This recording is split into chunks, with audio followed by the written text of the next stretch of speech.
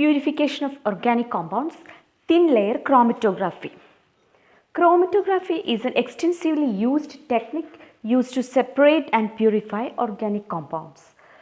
Chromatography contains two phases, stationary phase and mobile phase. Here we are discussing about thin layer chromatography, which is used to separate non-volatile mixtures. Okay? Thin layer chromatography is used to separate non-volatile mixtures. Okay? And thin layer chromatography is an adsorption chromatography. Here we are using as an adsorbent. Okay? So here stationary phase present in TLC or thin layer chromatography. This is also called as TLC. So the stationary phase present in thin layer chromatography is a glass plate. Stationary phase is a glass plate on which a thin coating of an adsorbent is coated. Okay, a thin coating of an adsorbent is coated. Adsorbent will be silica gel or alumina. So a thin layer of silica gel or alumina is coated on the glass plate. Okay, this plate is also called as chroma plate or thin layer chromatography plate. Thin layer chromatography plate. Okay. Now first we have to mark a baseline on the glass plate. A baseline is marked on which we are putting the sample spot. Okay. So baseline is marked with 2 centimeter from one end of the plate. Okay. From one end of the plate we have to mark a baseline. Okay. Next step, we have to put a sample spot on this baseline. Okay. Sample spot. Sample spot will be a spot will be having a solution of the mixture which we have to separate. Okay.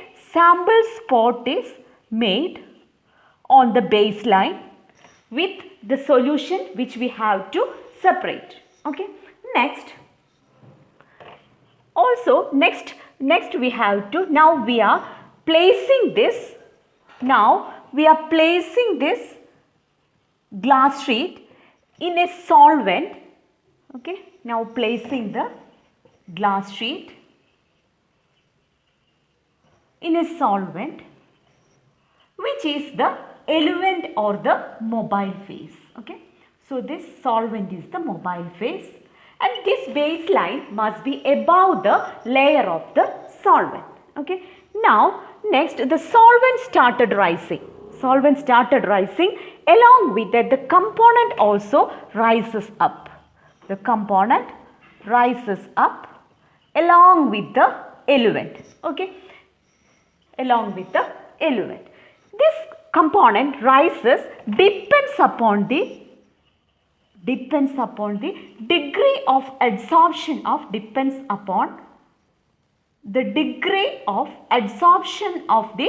component. Okay, on the adsorbent. Okay, degree of adsorption on the adsorbent. Okay, depending upon the adsorbent. So depending upon this adsorption, the component also started rising up along with that eluent. At a particular height, it says its rise. Okay, it stopped rising. At that moment, we have to remove the glass sheet from the solution. Otherwise, this eluent will move up. So in order to avoid that, as soon as the component stop rising, we have to remove the glass plate. And we can see a chromatogram is formed in the glass plate like this. Okay, we can notice this. Here this is the baseline where we have to made a sample spot. After dipping in the solvent, this component started rising and reaches here. Okay, this is the spot. and the solvent will reach us here. So, we can calculate the relative adsorption of different component using this chromatogram. Okay, relative adsorption of different components can be calculated using this chromatogram, which will be expressed as RF value or relative retardation factor or retardation factor. Okay. This retardation factor will be equal to the distance travelled by the spot from baseline to the spot. Okay, distance travelled from baseline to the top by divided by, which is denoted by x. Okay, by distance travelled by the solvent friend from the baseline. So, distance moved by the substance or the component from baseline, which is denoted by x, divided by distance moved by the moved by the solvent, okay, by the solvent from the baseline, which is denoted by y. So, x by y will be the RF value. So, we can calculate RF value of different components and we can compare and we can identify the different components present in the mixture. Okay. Now, if the spots are colored, we can easily identify those spots. But if the spots are colorless, what we have to do? So, that time if the spots are colorless, we have to keep them under UV light, okay, UV light or ultraviolet light. That time those spots will fluorescent. So, we can identify them easily. Another method is used to identify the spots is we have to keep them inside a jar containing crystals of iodine.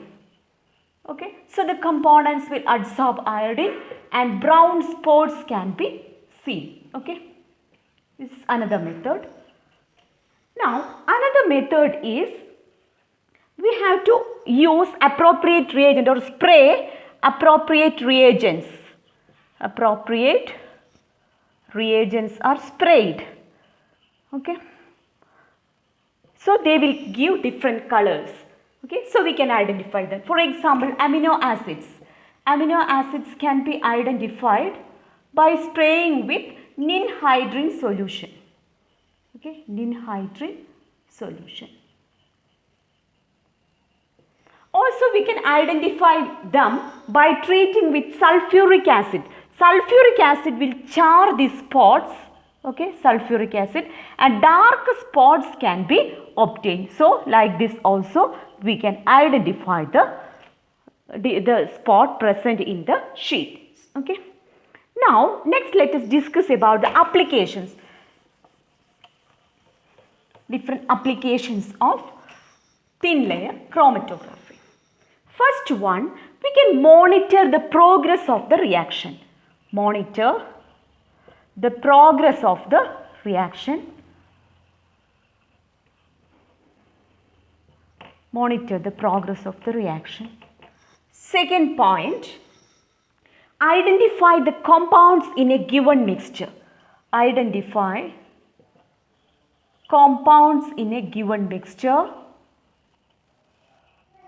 In a given mixture. Okay. Other method. Next, it is used to determine the purity of a substance. Determine purity of a substance.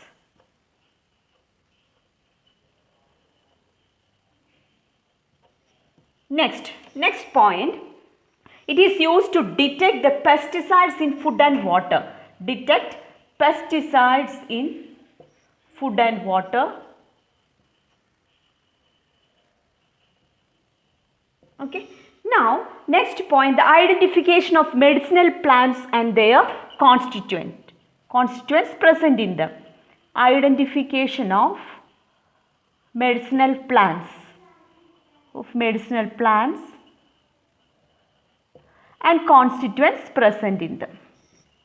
Okay.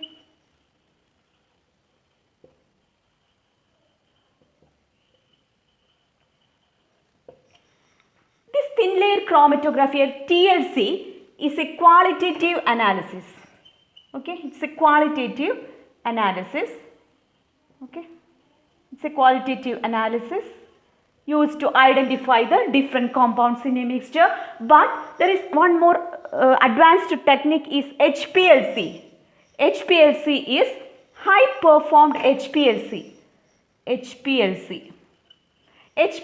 is high performed liquid chromatography. This method is a quantitative analysis.